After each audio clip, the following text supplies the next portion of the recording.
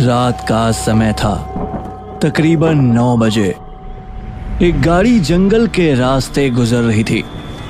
उसमें सवार 5 दोस्त कहीं दूर पहाड़ों पर घूमने जा रहे थे। सुमित गाड़ी चला रहा था और सभी इस ट्रिप के लिए बहुत एक्साइटेड थे। अच्छा है तुम सबने घूमने के लिए वक्त निकाल लिया, वरना यार घर में रहकर तो मैं बोर ही हो रही थी। हाँ यार, फाइनली हम लोग ट्रिप पर जा रहे हैं। हाँ यार, हमारी ट्रिप हर बार राजीव की वजह से ही कैंसिल होती है। सही कहा तुमने, ऐसा हमारे साथ कहीं जाना ही नहीं होता। पता नहीं ऐसा कहाँ बिजी रहता है। अरे नहीं यार, ऐसा नहीं है। तुझे तो पता है ना कि मुझे अपनी जॉब भी करनी होती है, वो बस इसीलिए। हाँ हाँ, सब पता है मुझे। सब गाड़ी में बातें करते हुए आगे बढ़ रहे थे, लेकिन तभी चलो कुछ खाना खा लेते हैं, वहाँ ढाबा है। हाँ चलो। सभी गाड़ी से उतरकर ढाबे पर खाना खाने जाते हैं। भैया मेरा खाना नहीं आया। हाँ जी मैडम जी, आपकी ये प्लेट अलग रह गई थी, मैं अभी आया। उसके बाद सभी खाना खाते हैं और खाना खाकर गाड़ी में बैठकर दोबारा होटल की तरफ जाने लगते हैं। लेकिन तभी अचानक रिया को अजीब सा महसूस होता है। 1 मिनट रुको रुको, जल्दी गाड़ी रोको। क्या हुआ रिया? रिया देखती है कि उसे कोई मामूली नहीं बल्कि खून की उल्टी हो रही थी। ये देखकर रिया को बड़ा अजीब लगता है, लेकिन वह किसी को कुछ नहीं कहती। और जब वह ठीक महसूस करती है, तुम ठीक तो हो ना रिया? हाँ शायद बस मोशन सिकनेस हो गई होगी। हाँ, हवा पानी चेंज होता है इसलिए ऐसा होता है। चलो अब चलते हैं, वैसे भी हम होटल पहुंचने वाले हैं, वहां जाकर तुम रेस्ट कर लेना। सभी गाड़ी में बैठते हैं और थोड़ी देर बाद होटल पहुंच जाते हैं। होटल पहुंचते पहुंचते उन्हें रात हो गई थी। होटल में सब अपना अपना कमरा ले लेते हैं। रिया और स्नेहा ने एक रूम लिया था। सभी को भूख लगी थी, सब खाना खाने चले गए। लेकिन रिया का सिर जरा घूम रहा था, उसे कुछ भी ठीक नहीं लग रहा था। तो राजीव उसके पास आता है। क्या बात है रिया, तुम खाना क्यों नहीं खा रही हो? बस राजीव, मेरा मन नहीं कर रहा, तुम जाओ, मुझे थोड़ी देर आराम करने दो। अच्छा ठीक है, तुम अपना ध्यान रखना। हाँ, इतना कहकर राजीव वहां से चला जाता है। अंधेरी रात का सन्नाटा छाया हुआ था। रिया को नींद नहीं आ रही थी, वह करवटें बदल रही थी। मुझे मेरा शरीर इतना भारी भारी क्यों लग रहा है, पता नहीं क्या हो रहा है, बिल्कुल भी हिम्मत नहीं है।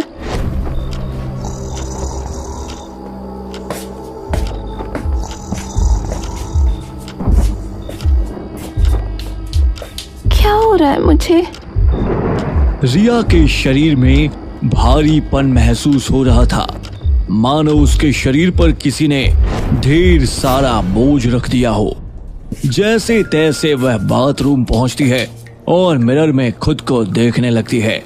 उसकी आंखों के नीचे काले गड्ढे छाए हुए थे और उसके शरीर में कमजोरी छाई हुई थी। एक ही दिन में मेरी आंखों के नीचे इतने काले गड्ढे छा गए, जरा मुंह धो लेती हूँ।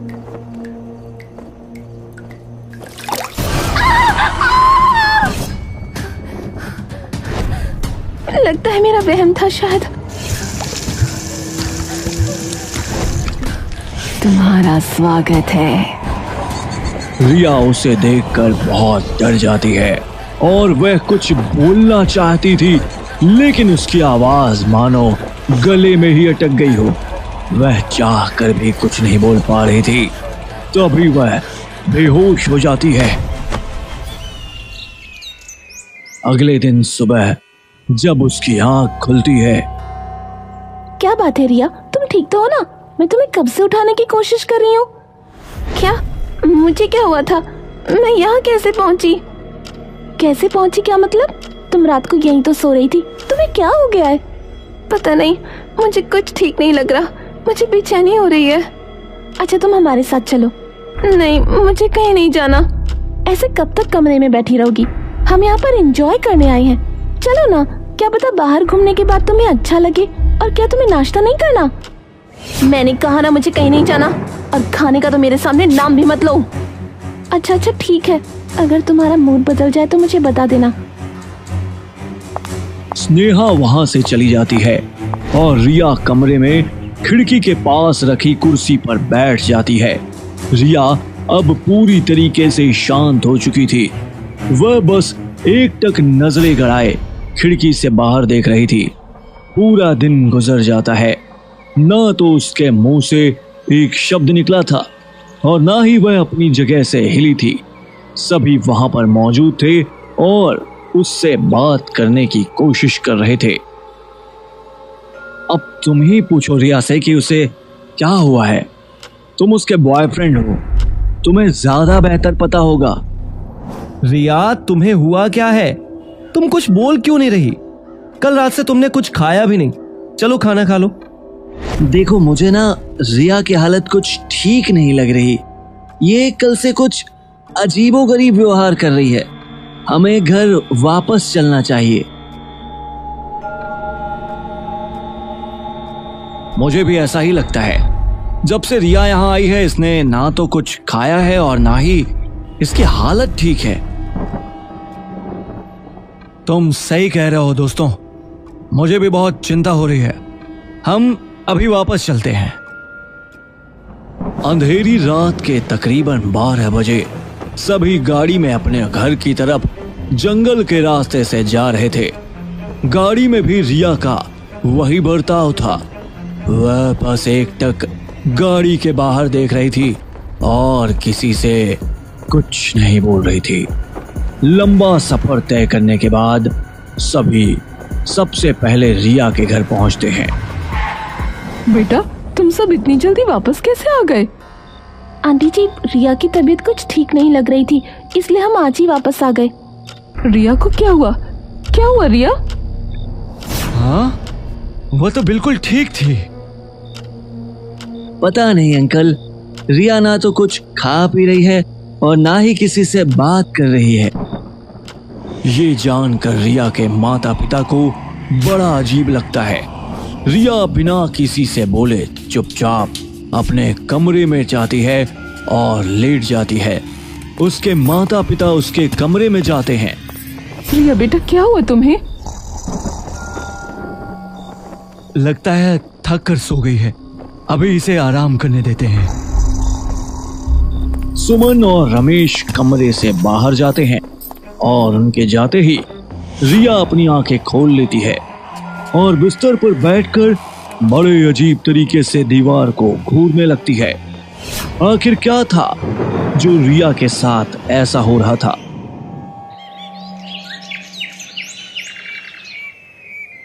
अगले दिन सुबह रिया बिल्कुल गुमसुम डाइनिंग टेबल पर बैठी थी। बेटा, तुम्हें क्या हुआ था? तुम्हारी तबीयत तो ठीक है ना? हाँ, तुम सब रात को अचानक ऐसे घर वापस क्यों आ गए? बेटा जरा आराम से खाओ। हाँ, मुझे और खाना चाहिए।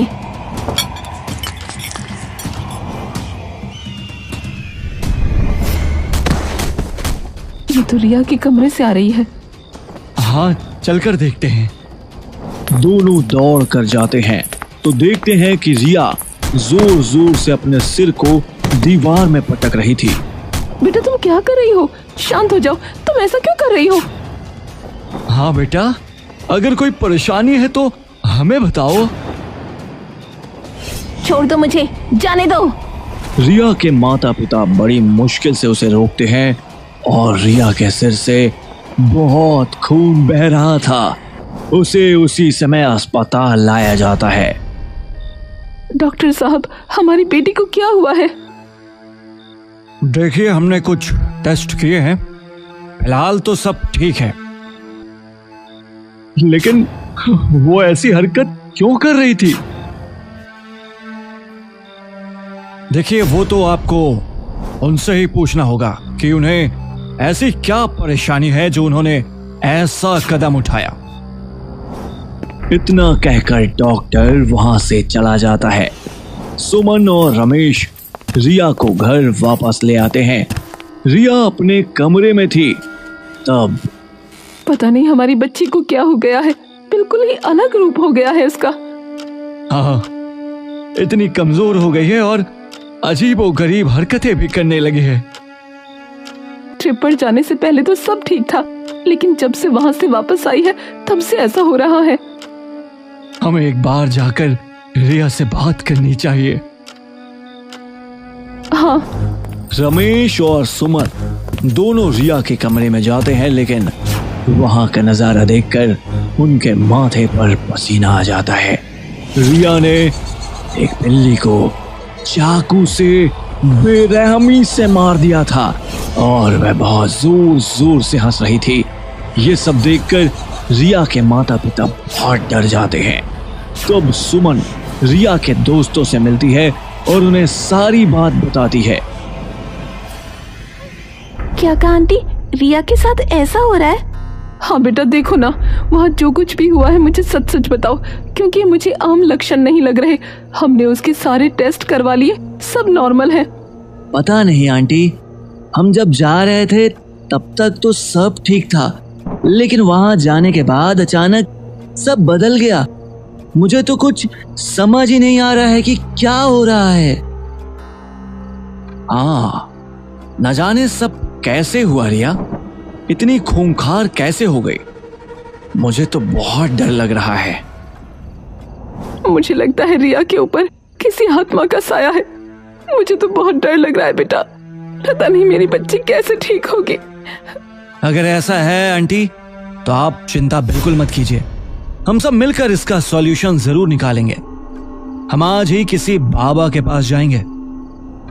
हाँ, लेकिन मुझे कुछ काम है, अब मुझे जाना होगा। हाँ, मैं भी नहीं आ सकता। अमन और सुमित दोनों बाहर आ जाते हैं। सही है, हम बाहर आ गए, ऐसी मुसीबत में कौन ही पड़े। हाँ सही कहा, आत्मा का साया है, हमें ही नुकसान पहुंचा दिया तो इनसे तो हम दूर रहें तो ही ठीक है।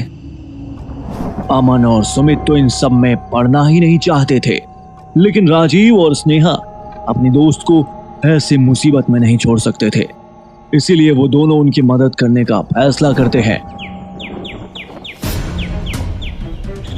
राजीव एक बाबा को लेकर आता है। ये बहुत जाने माने बाबा हैं, ये हमारी मदद करेंगे। बाबा, आप मेरी बेटी को ठीक कर दीजिए। तुम चिंता मत करो पुत्री, हम तुम्हारी बेटी को कुछ नहीं होने देंगे। कहाँ है वो? ले चलो मुझे उसके पास। सब रिया के कमरे में जाते हैं, जहां वो अपने बिस्तर पर बैठकर छत की तरफ देख रही थी। तांत्रिक बाबा उसके पास जाते हैं और रिया को एक रक्षा सूत्र बांध देते हैं। इससे आपकी बेटी ठीक हो जाएगी। ये रक्षा सूत्र इसके हाथ से निकलने ना पाए। शुक्रिया बाबा। अगले दिन रिया की हालत में कुछ सुधार होता है। माँ, आपने खाने में क्या बनाया? इतने दिनों में पहली बार रिया के मुंह से निकले यह शब्द सुनकर सुमन खुश हो जाती है। मेरी बच्ची, तुम ठीक तो हो ना? हाँ माँ, लेकिन मुझे अजीब सा महसूस क्यों हो रहा है? कुछ नहीं मेरी बच्ची, तुम जल्दी ठीक हो जाओगी। उस दिन तो रिया की हालत में सुधार लग रहा था, लेकिन उस रात से ही फिर से रिया पहले की ही तरह अजीबोगरीब हरकत करने लगती है, जिसे देखकर सुमन बहुत दुखी हो जाती है। सुमन दोबारा उस बाबा को बुलाती है। देखिए ना, मेरी बच्ची फिर से हरकतें करने लगी है। मेरी बच्ची को ठीक कर दीजिए। इसे ठीक करना मुश्किल है। ऐसा मत कहिए बाबा, मैं अपनी बच्ची को बचाने के लिए कहीं भी जाऊंगी, कुछ भी करूंगी, लेकिन आप प्लीज उसे ठीक कर दीजिए ना। ठीक है, तो हमें एक यज्ञ करना होगा। ठीक रात 12 बजे आप अपनी बेटी को लेकर शमशान घाट आ जाना। कल अमावस्या की रात है, कल आखिरी मौका है। अगर कल यज्ञ ठीक से हो गया तो आपकी बेटी ठीक हो जाएगी, वरना इसे कोई नहीं बचा सकता। इतना कहकर तांत्रिक बाबा वहां से चले जाते हैं। मुझे समझ नहीं आ रहा मेरी बच्ची के साथ ऐसा क्यों हो रहा है। आंटी आप चिंता मत कीजिए, कल हम सारी सामग्री ले आएंगे और अच्छे से हवन करेंगे, सब ठीक हो जाएगा। हाँ, और रिया को मैं लेकर आ जाऊंगी। अगले दिन सुमन और राजीव पहले चले जाते हैं और दोनों तांत्रिक बाबा के साथ मिलकर यज्ञ की तैयारी शुरू करते हैं। रात के 12 बज जाते हैं, लेकिन स्नेहा और रिया का कोई अता पता नहीं था। अब तक वो आई क्यों नहीं? स्नेहा को कॉल करो। हाँ आंटी। राजीव स्नेहा को कॉल करता है। आंटी वह फोन नहीं उठा रही है। बहुत देर इंतजार करने के बाद स्नेहा वहां पहुंचती है, लेकिन वह जख्मी हालत में थी। आंटी माफ करना, लेकिन मैं उसे अकेले यहाँ नहीं ला पाई। उसने मेरे ऊपर ही अटैक कर दिया। मैं बड़ी मुश्किल से जान बचाकर यहाँ तक पहुँची हूँ। क्या कहा? हाँ आंटी, मुझे रिया से बहुत डर लग रहा था। बड़ी मुश्किल से मैं अपनी जान बचा पाई हूँ। अब कुछ नहीं हो सकता, समय भी निकल गया है। अब आपकी बेटी को कोई नहीं बचा सकता। बेहतर होगा आप उसकी अच्छे से उसके आखिरी पलों में उसका ध्यान रखें। बाबा की यह बात सुनकर सुमन पूरी तरह टूट गई थी। उसे समझ नहीं आ रहा था कि वह अब क्या करे। हर रोज की तरह वह एक दिन मंदिर जा रही थी। मंदिर में प्रार्थना करने के बाद जब वह वापस लौट रही थी, तब उसे एक बाबा मिलते हैं। मैं जानता हूं तुम अपनी बेटी को लेकर बहुत परेशान हो। उसकी हालत ठीक नहीं है ना? लेकिन बाबा आपको कैसे पता? मैं एक सिद्ध बाबा हूं। मैं यह भी जानता हूं कि तुम्हारी बेटी के साथ ऐसा क्यों हो रहा है। उसके ऊपर किसी ने काला जादू करवाया है। क्या कहा? काला जादू? लेकिन ऐसा कौन कर सकता है? क्या आप मेरी बेटी को ठीक कर सकते हैं बाबा? क्या तुम्हें किसी पर शक है? बाबा का यह सवाल सुनकर सुमन का शक सिर्फ एक ही शख्स पर जाता है, स्नेहा। लेकिन सुमन कुछ नहीं बोलती। मैं तुम्हारे सभी प्रश्नों का उत्तर बाद में दूंगा, लेकिन अभी तुम्हारे पास मौका है। तुम अपनी बेटी को ठीक कर सकती हो, लेकिन सिर्फ एक ही रास्ता है। कैसा रास्ता बाबा? जो काला जादू तुम्हारी बेटी पर करवाया है, उसे हटाने के लिए हमें उसे मोड़ना होगा। जिसने वह काला जादू करवाया है, वह उल्टा उसी पर चला जाएगा। तो क्या तुम तैयार हो? लेकिन तुम्हारे पास ज्यादा समय नहीं है। तुम्हारी बेटी की जान खतरे में है। ठीक है बाबा, मैं तैयार हूँ। आप कैसे भी करके मेरी बेटी को बचा लीजिए। अगले दिन इस पूजा में बहुत सारे विघ्न आएंगे। वो आत्मा तुम्हें बदलने की कोशिश करेगी कि तुम अपने स्थान से उठ जाओ, और चाहे कुछ भी हो जाए तुम पूजा के बीच से मत उठना, वरना अनर्थ हो जाएगा। आधी रात को सुमन और बाबा एक महायज्ञ करते हैं। तांत्रिक बाबा यज्ञ कुंड जलाकर पूजा कर रहे थे। ओम ऐं ह्रीं क्लीं चामुंडाय विच्चै। ठीक है बाबा, मैं आपकी बात ध्यान रखूंगी। बाबा ने फिर से मंत्रों का उच्चारण करना शुरू किया, लेकिन जैसे जैसे मंत्रों की ध्वनि वहां गूंज रही थी, वैसे वैसे हवा में एक अजीब सी सरसराहट फैल रही थी। तभी कुछ देर बाद सुमन के कानों में एक आवाज पड़ी। उसने पीछे मुड़कर देखा तो रिया बड़ी ही गंभीर हालत में रोती हुई उसकी तरफ आने की कोशिश कर रही थी, मगर कोई शक्ति थी जो शायद उसे वहां तक पहुंचने नहीं दे रही थी। माँ, मुझे बचा लो माँ, ये मुझे बहुत तकलीफ दे रही है, मेरे पास आओ माँ। अपनी बेटी को इस तरह दर्द में देखकर सुमन वहाँ से उठने लगी। तभी तांत्रिक बाबा ने जल्दी से सुमन को रोकते हुए कहा, ये तुम क्या करने जा रही थी? वो तुम्हारी बेटी नहीं बल्कि वही काली शक्ति है जो तुम्हारी बेटी को खत्म करना चाहती है। वो तुम्हें भरमा रही है, अपना ध्यान मत भटकने दो। तुम अभी यहाँ से खड़ी होकर चली जाती तो फिर मैं चाह कर भी तुम्हारी बेटी को कभी नहीं बचा पाता। तांत्रिक बाबा की आवाज सुनकर सुमन बुरी तरह डर गई। उस काले साए ने उन्हें छलने की बहुत कोशिश की। माँ, मुझे बचाओ, मैं तुम्हारी बेटी हूँ। लेकिन अब सुमन के मन में बाबा की कही हुई बातें बैठ गई थी। वो अपना ध्यान भटकने नहीं देना चाहती थी। बाबा भी लगातार अपना यज्ञ कर रहे थे। पूरे विधि विधान से यज्ञ किया जाता है। बाबा काफी मंत्रों का उच्चारण करते हैं। यज्ञ में सभी आहुति देने के बाद आखिरकार यज्ञ संपन्न हो जाता है। मैंने काला जादू तो मोड़ दिया है, अब उस व्यक्ति का उससे भी बुरा हश्र होगा जो तुम्हारी बेटी का हुआ। हो सकता है कि वह अब बचे भी ना। और वहीं दूसरी तरफ रिया की हालत में भी काफी सुधार आ जाता है। अब रिया बिल्कुल ठीक हो गई थी, लेकिन उसे कुछ भी याद नहीं था कि उसके साथ क्या हुआ। माँ, मुझे पिछले बीते इतने दिनों की बातें याद क्यों नहीं है? बस तुम्हारी तबीयत कुछ ज्यादा ही खराब थी, इसलिए ऐसा हुआ।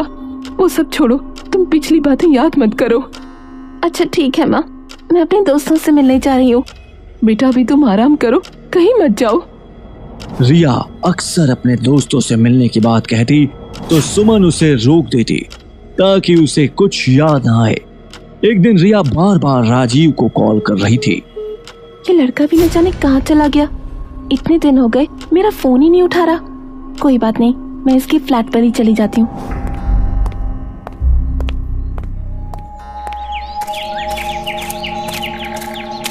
रिया जब राजीव के फ्लैट जाती है तो काफी देर बिल बजाने पर भी कोई दरवाजा नहीं खोलता। शुक्र है मेरे पास इसकी चाबी है। रिया फ्लैट का दरवाजा खोलकर जैसे ही अंदर जाती है तो सामने का मंजर बिल्कुल दिल दहला देने वाला था। वहां पर राजीव की डेड बॉडी थी जो पूरी तरह सड़ चुकी थी और कीड़ों ने उसके शरीर को खाना शुरू कर दिया था। ये सब देखकर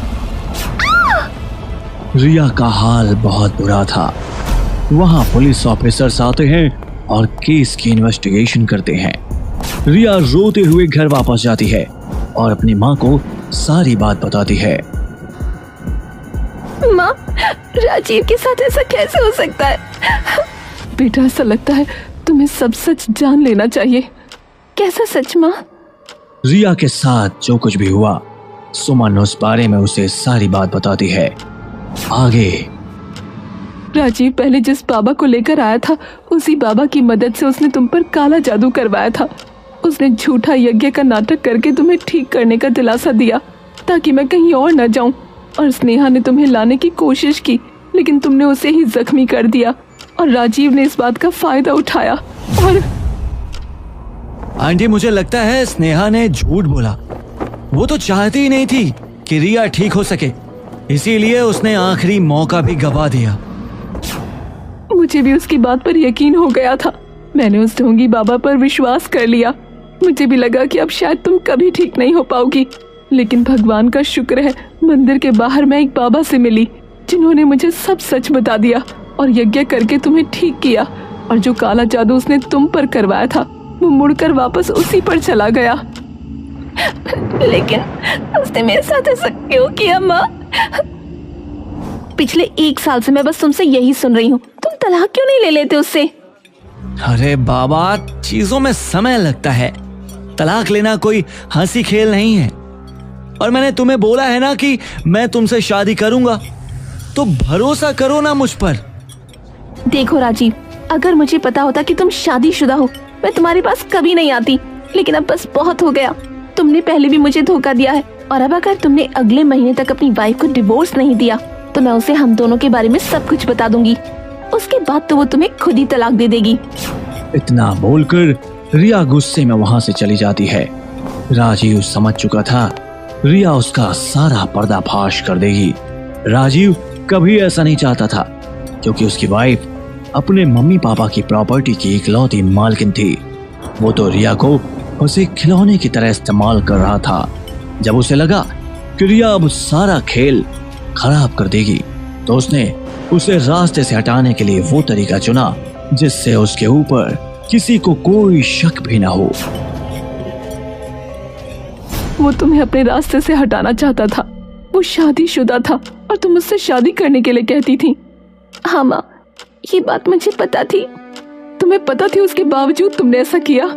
नहीं माँ, उसने मुझसे कहा था कि वो अपनी पत्नी को तलाक देगा, इसीलिए मैं उससे शादी करने को कहती थी, लेकिन वो मुझे इस्तेमाल कर रहा था। हाँ, और उसके इतने बड़े गलत फैसले की वजह से उसने अपनी जान गंवा दी। उसने जानबूझकर हमें गुमराह किया, क्योंकि वो इसका अंजाम जानता था कि अगर हमें सच पता चल गया तो सब वापस उसी पर जाएगा। इसीलिए उसने खूब कोशिश की कि मुझे कुछ पता न चले। सच जानकर रिया का दिल पूरी तरह टूट चुका था, लेकिन इतना बड़ा धोखा करके राजीव ने खुद ही अपना नुकसान कर लिया। वो चाहता तो नॉर्मल तरीके से बात बन सकती थी, लेकिन उसने वह रास्ता चुना जिसमें सिर्फ बर्बादी लिखी होती है।